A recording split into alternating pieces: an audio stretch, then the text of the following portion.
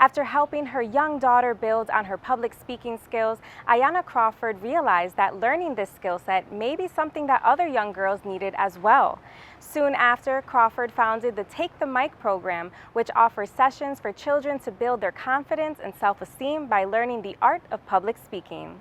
Now, in its 8th year of programming, Crawford joins me to share more about the program and its impact. When my daughter was in 3rd grade, she had come home, nervous, sort of crying almost about the fact that she wasn't ready to present her project because there was a portion of her project that she had to present, in with her peers.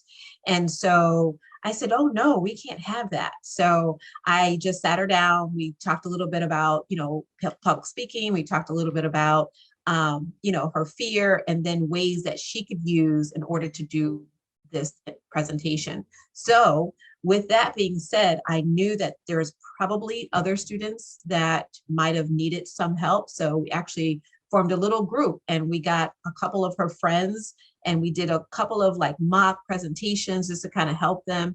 And she soared, now she's going to be a senior in high school, and she not only speaks in public, but she's confident.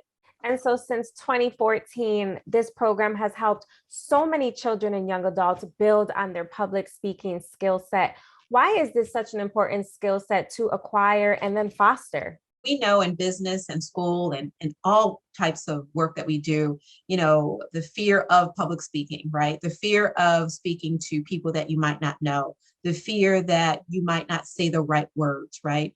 The fear of not coming across clear and concise.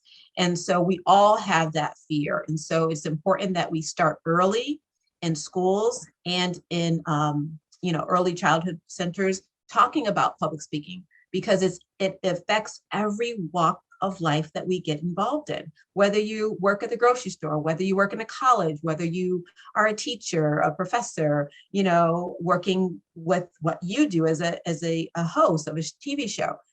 Everything that we do has to do with speaking. And so we want to make sure that we are helping, not only young people, but those that might need some understanding on how do you have those tools, how do you have, great ways of sort of, pausing, taking a moment and breathing and saying, you know what, let me reevaluate, or let me take a moment and figure out what I want to say. You touched on that really nicely, kind of bringing the point that it doesn't matter what career you choose, public speaking is important. I was actually really shy growing up. And so when I first decided to pick this career, I remember, having to do public speaking, being like, why am I putting myself in this position? But not really realizing that this is a good skill no matter which pathway you take. So can you talk about how the confidence of public speaking helps build self-esteem? Why do they go hand in hand? That's a great question. And I think for our program in particular, what we found was that when girls have confidence in what they are saying, when girls have a message to say that they're passionate about, that builds their self-esteem, that makes them feel that, not only what they're saying, that they believe in it, but they convey it to whomever they're speaking to.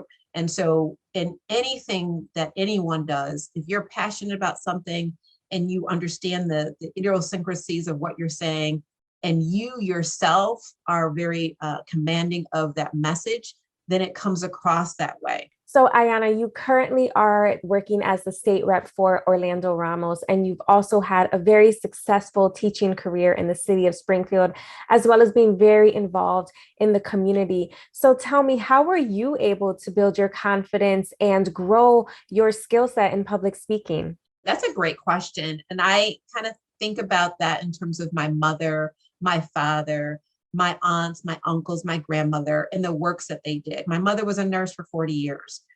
She had to convey messages. She had to talk to people. Whenever we would go to the grocery store, I thought my mother knew everybody in the world, because everybody in the world would always stop my mother in the grocery store, and she would stop her grocery shopping and have a conversation and talk to whomever she talked to. And she would always, for me as a child, she would be warm, she would be smiling, she would have eye contact, and she would always pause and listen to the other speaker. And so that was sort of my interaction on how do you interact, for one, in terms of when you're talking to people, but my mother was always caring when she talked. And so I saw that early on. It was a warm feeling that I recall growing up and wanting to have that for myself, and then wanting to be able to teach that to others, because I think there's an art to public speaking. There's an art to conversations, and there's an art to listening, because I think we often don't do enough of that, right? We don't listen enough. And so if we listen more, then we'll be able to share a message of hope to others because of what we hear from them. And Take the Mic has after school sessions as well as summer sessions. And you describe it as a fun and interactive environment. So can you walk us through what a session looks like, and how are you able to really encourage these young adults and students to open up and be themselves during these programs? In the beginning, it's sort of a little tricky, but we get them engaged. So what we do is we allow them to do icebreakers. We know that icebreakers are a way to let your hair down a bit, get engaged, and get really sort of active. And once we do that, then we sort of start off with our initial class, which is our introductory to public speaking. We do a PowerPoint presentation. We have the girls do interactive activities, role playing, and also we give them some additional activities to do to showcase their public speaking. We might have them read a poem. We might have them read a tongue twister. We might have them read a short essay, something to engage them and get them excited. And then also within the program, we have a creative writing class. We have a computer class. We have a nutrition class that we do with the girls. We also have what to wear, what not to wear, health and beauty, because we believe that all those components with your presentation and what you're saying also conveys a message too, and how you take care of yourself is also going to exude some of that positivity and that understanding in terms of your presentation. And so we also have guest speakers that come each of the days that we're scheduled. So we have professional women speakers that come and share not only their careers, but also how public speaking has impacted their lives and their careers. And so it's a wonderful thing to hear from other women and other perspectives and how public speaking has come about for themselves. And then we have a ceremony at the end where each girl will be able to present a topic of their choice on community service project, and they present it to their peers. And we all get to listen to the skills and their presentation at the end. I can only imagine how powerful that presentation at the end must be, seeing the transition and the transformation of these children. What has been maybe one moment from an individual or a group that you've worked with that has really stuck with you and in a moment of transformation that you've seen? It goes back to my first initial program. And my first initial program was what we called a seminar. It was a one-day Take the Mic seminar. We had about 45 girls. There was 2 girls that weren't sure if they wanted to come. They were very, very shy, even in their peer groups with their friends. They didn't really talk at all, nothing. And after our program, the parent and the friend said, "Oh my goodness, my friend is talking. She loved your program. It was almost as if you cured her from being shy.